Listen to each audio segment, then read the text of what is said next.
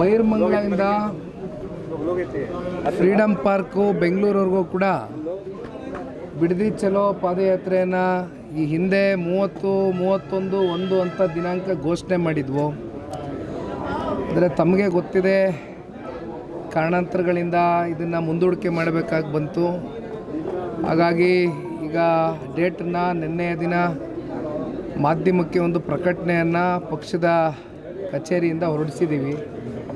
9, 10, 11 3 ದಿನಗಳ ಕಾಲ ಬೈರ್ಮಂಗಲದಿಂದ ಫ್ರೀಡಮ್ ಪಾರ್ಕ್ವರೆಗೂ ರೈತರ ಜೊತೆಯಲ್ಲಿ ರೈತರು ಅನುಭವಿಸ್ತಾ ಇರ್ತಕ್ಕಂಥ ಸಮಸ್ಯೆಗಳೇನಿದೆ ಅದನ್ನು ಪಾದಯಾತ್ರೆ ಮೂಲಕ ಸರ್ಕಾರಕ್ಕೆ ಬಿಸಿ ಮುಟ್ಟಿಸ್ತಕ್ಕಂಥ ಒಂದು ಪ್ರಯತ್ನವನ್ನು ಈ ಹಿಂದೆಯೂ ಕೂಡ ಬೈರ್ಮಂಗಲದಲ್ಲಿ ಪಾದಯಾತ್ರೆಯನ್ನು ಮಾಡಿದ್ವಿ. ಈಗ ಬೆಂಗಳೂರವರೆಗೂ ಕೂಡ ಪಾದಯಾತ್ರೆಯನ್ನು ಅದನ್ನು ವಿಸ್ತರಣೆಗೊಳಿಸಬೇಕು ಅಂತಕ್ಕಂಥ ನಿರ್ಧಾರವನ್ನು ಹಿಂದೆಯೂ ಕೂಡ ಮಾಡಿದ್ವಿ. ಇದು ಏಕೆಂದರೆ ಇದು ಯಾವುದೇ ಒಂದು ರಾಜಕೀಯ ಲಾಭ ನಷ್ಟದ ಲೆಕ್ಕಾಚಾರಕ್ಕಿಂತ ಹೆಚ್ಚಾಗಿ ಪಕ್ಷ ಎಂದಿಗೂ ಕೂಡ ರೈತರ ಧ್ವನಿಯಾಗಿ ಕೆಲಸ ಮಾಡ್ತಾ ಬಂದಿದೆ. ರೈತರು ಸಂಪೂರ್ಣವಾಗಿ ಈ ಒಂದು ಪ್ರಾಜೆಕ್ಟ್ನ ವಿರೋಧನ ಮಾಡ್ಕೊಂಡೇ ಬಂದಿದ್ದಾರೆ. ಆದರೆ ಸರ್ಕಾರ ಇವತ್ತು ಯಾವುದೇ ರೀತಿಯಾದಂಥ ಅವ್ರಿಗೆ ಕಣ್ಣು ಕಾಣ್ತಾ ಇಲ್ಲ, ಕಿವಿ ಕೇಳ್ತಾ ಇಲ್ಲ. ಒಟ್ಟಾರೆಯಾಗಿ ರೈತರ ವಿರುದ್ಧವಾಗಿ ಇವತ್ತು ಸರ್ಕಾರ ನಿಂತ್ಕೊಂಡಿದ್ದಾರೆ. ಇಂಥ ಸಂದರ್ಭದಲ್ಲಿ ರೈತರ ಪರವಾಗಿ ನಿಲ್ತಕ್ಕಂಥದ್ದು ಪಕ್ಷದ ಕಡೆಯಿಂದ ನಮ್ಮ ಧರ್ಮ. ಹಾಗಾಗಿ ನಮ್ಮ ಜವಾಬ್ದಾರಿಯನ್ನು ನಾವು ಮೆರಿತಾ ಇದ್ದೇವೆ. ಹೇಗಿರುತ್ತೆ ಸರ್ ಹೋರಾಟ? ಎಷ್ಟು ದಿನ ಅಂದರೆ ಯಾರೆಲ್ಲ ಪಾಲ್ಗೊಳ್ತಾರೆ? ಯಾವ ಥರ ಇರುತ್ತೆ ಸರ್? ದಿನಕ್ಕೆ ಎಷ್ಟು ಕಿಲೋಮೀಟರ್ ಇರುತ್ತೆ? 3 ದಿನಗಳ ಕಾಲ ಪಾದಯಾತ್ರೆ ಮಾಡ್ತಾ ಇದ್ದೀವಿ. ಹೆಚ್ಚು ಕಮ್ಮಿ ಫ್ರೀಡಮ್ ಪಾರ್ಕ್ವರೆಗೂ ಅಂದರೆ 38 ಕಿಲೋಮೀಟ್ರ್ವರೆಗೂ ಪಾದಯಾತ್ರೆ. ಮೊದಲನೇ ದಿನ, 2ನೇ ದಿನ, 3ನೇ ದಿನ ಅಂತ ಪಾದಯಾತ್ರೆಯ ಎಷ್ಟೆಷ್ಟು ಕಿಲೋಮೀಟ್ರ್ಗಳು ಹೆಜ್ಜೆಯನ್ನು ಹಾಕಬೇಕು ಅನ್ನೋವಂಥದ್ದು ಈಗಾಗಲೇ ಒಂದು ತೀರ್ಮಾನ ಮಾಡ್ಕೊಂಡಿದ್ದೇವೆ. ಸಂಪೂರ್ಣ ಜನತಾದಳ ಪಕ್ಷದ ಕಾರ್ಯಕರ್ತ ಬಂಧುಗಳು, ಶಾಸಕರು, ಮಾಜಿ ಶಾಸಕರು, ಮಾಜಿ ಮಂತ್ರಿಗಳು, ವಿಶೇಷವಾಗಿ ನಮ್ಮ 4 ತಾಲೂಕುಗಳು ಇವತ್ತು ನಮ್ಮ ಜಿಲ್ಲೆಯಲ್ಲಿ ಇನ್ಕ್ಲೂಡಿಂಗ್ ಆರೋಹಳ್ಳಿನೂ ಸೇರಿದ್ರೆ ಇವತ್ತು 5 ತಾಲೂಕುಗಳಾಗ್ತವೆ. 5 ತಾಲೂಕಿಂದನೂ ಕೂಡ ಕಾರ್ಯಕರ್ತರಿರ್ಬೋದು, ರೈತರಿರ್ಬೋದು, ಎಲ್ಲರೂ ಕೂಡ ರೈತರ ಜೊತೆಯಲ್ಲಿ, ಬೈರ್ಮಂಗಲ ಭಾಗದ ರೈತರ ಜೊತೆಯಲ್ಲಿ ನಿಲ್ತಕ್ಕಂಥ ಕೆಲಸ ಮಾಡ್ತೇವೆ. ಸರ್, ಟೌನ್ಶಿಪ್ ಯೋಜನೆ ಮುಗಿದ ಅಧ್ಯಾಯ. ಇಷ್ಟ ಇರೋರು ಭೂಮಿ ಕೊಡ್ತಾರೆ, ಅವ್ರಿಗೆ ಪರಿಹಾರ ಕೊಡ್ತಿದ್ದೀವಿ ಅಂತ ಶಾಸಕರು. ಈಗ ಅವರು ಏನು ಬೇಕಾದ್ರೂ ಮಾತಾಡ್ಕೊಳ್ಳಿ. ಈಗ ಕಾನೂನಿನ ಅಡಿಯಲ್ಲಿ ನಾವು ಹೋರಾಟಕ್ಕೆ ಈಗಾಗಲೇ ಕೈಗೆ ಎತ್ಕೊಂಡಾಗಿದೆ. ಸೋಮವಾರದ ದಿನ ಫೈಲಿಂಗ್ ಆಗ್ತಾಯಿದೆ. ಕಾನೂನಿನ ಅಡಿಯಲ್ಲಿ ರೈತರ ಪರವಾಗಿ ನ್ಯಾಯಾಧೀಶರು ಯಾವ ಒಂದು ತೀರ್ಪನ್ನು ಕೊಡ್ತಾರೆ, ಯಾವ ಒಂದು ತೀರ್ಮಾನವನ್ನು ತೆಗೆದುಕೊಳ್ತಾರೆ, ನಾವೆಲ್ಲರೂ ಕಾದು ನೋಡೋಣ. ನಾವೇನೇನು ಸಬ್ಮಿಟ್ ಮಾಡಬೇಕು ಅಂಡರ್ ದ ಲಾ, ನಮಗಿರ್ತಕ್ಕಂಥ ಅವಕಾಶಗಳೇನಿದೆ ಅವೆಲ್ಲ ದಾಖಲಾತಿಗಳು ರೈತರ ಪರವಾಗಿ. ರೈತರು ಭಾಳ ಜನ ವಕಾಲತ್ತಿಗೆ ಸೈನ್ ಹಾಕಿದ್ದಾರೆ, ನೊಂದಿದ್ದಾರೆ, ಬೆಂದಿದ್ದಾರೆ. ಒಟ್ಟಾರೆಯಾಗಿ ಇವತ್ತು ಕೋರ್ಟ್ ಅಂಗಳದಲ್ಲಿ ಕೂಡ ಸೋಮವಾರದ ದಿನದಿಂದ ಶುರು ಆಗ್ತದೆ ಫೈಲಿಂಗು. ಅಲ್ಲಿಂದ ಹಿಯರಿಂಗು ಕೂಡ ಬಹುಶಃ ಅದೇ ವಾರ ನಾವು ಎದುರು ನೋಡ್ತಾ ಇದ್ದೇವೆ. ಕೋರ್ಟು ಕೂಡ ರೈತರ ಪರವಾಗಿ ನಿಲ್ತಾರೆ ಅಂತಕ್ಕಂಥ ಒಂದು ಭರವಸೆ ಭಾಳ ಸ್ಪಷ್ಟವಾಗಿ ನನ್ನ ಒಂದು ಮನಸ್ಸಲ್ಲಿದೆ. ರಾಜ್ಯ ಮಟ್ಟದಲ್ಲಿ ಯಾರ್ಯಾರು ನಾಯಕರು ಭಾಗಿಯಾಗ್ತಾರೆ?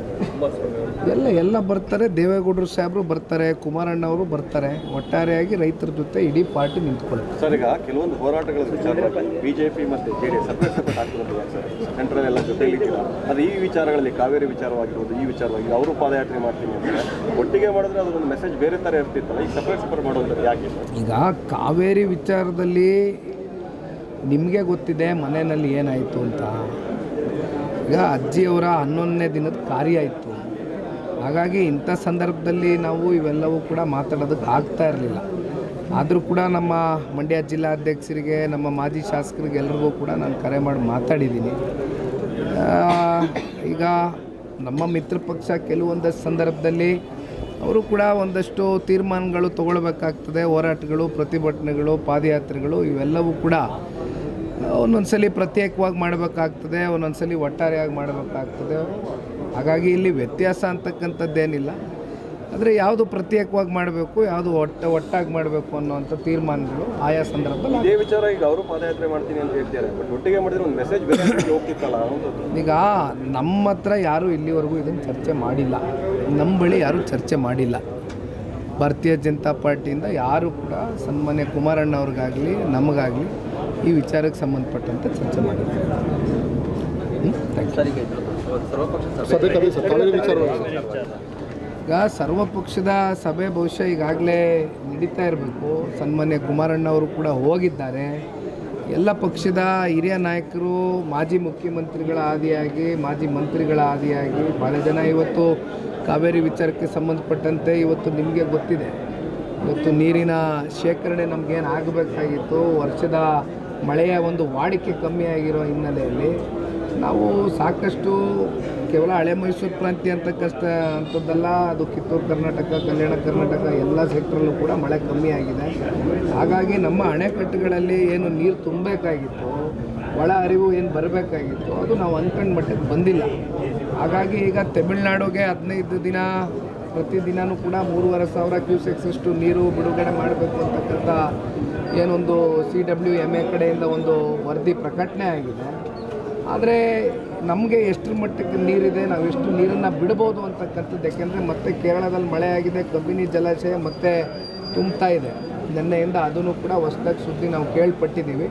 ಆದರೆ ಇವೆಲ್ಲ ಸರ್ವಪಕ್ಷದ ಒಂದು ಸಭೆಯಲ್ಲಿ ಮಾಜಿ ಮುಖ್ಯಮಂತ್ರಿಗಳ ಆದಿಯಾಗಿ, ಇಂದಿನ ಮುಖ್ಯಮಂತ್ರಿಗಳ ಆದಿಯಾಗಿ ಕೂತ್ಕೊಂಡು ಒಟ್ಟಿನಲ್ಲಿ ನಮ್ಮ ರೈತರನ್ನ ಉಳಿಸ್ತಕ್ಕಂಥದ್ದಕ್ಕೆ ಯಾವ ರೀತಿ ತೀರ್ಮಾನಗಳು ತೊಗೊಳ್ಬೇಕು ಅಂತ ಚರ್ಚೆಗಳಾಗಬೇಕು, ಆರೋಗ್ಯಕರವಾದ ಚರ್ಚೆಗಳಾಗಬೇಕು. 13ನೇ ತಾರೀಕು ಕರ್ನಾಟಕ ಬಂದ್ ಕರೆ ಕೊಡ್ತಾರೆ, ತಮ್ಮದು ಬೆಂಬಲ ಇರುತ್ತೆ ಸರ್? ಈಗ ಈ ಸ್ವಾಭಾವಿಕವಾಗಿ ಬಂದ್ಗಳು ಆಗ್ತಕ್ಕಂಥದ್ದು ಯಾವಾಗ ಸರ್ಕಾರಗಳು ಸರಿಯಾಗಿ ಸ್ಪಂದಿಸೋದಿಲ್ಲ ಅಂಥ ಸಂದರ್ಭದಲ್ಲಿ ಬಂದ್ಗಳನ್ನ ಹಲವಾರು ಸಂಘಟನೆಗಳು, ರೈತಪರ ಹೋರಾಟಗಾರರು ಎಲ್ಲರೂ ಕೂಡ ಬಂದ್ಗೆ ಕರೆ ಕೊಟ್ಕೊಂಡಿದ್ದಾರೆ. ಹಾಗಾಗಿ ನಮ್ಮ ಬಂದ್ಗೆ ಅವರ ಜೊತೆಯಲ್ಲಿ ಜನತಾದಳ ಪಕ್ಷನೂ ಕೂಡ ರೈತರ ಜೊತೆ ನಿಲ್ತಕ್ಕಂಥ ಒಂದು ಕೆಲಸ ಮಾಡ್ತೀವಿ. Thank you.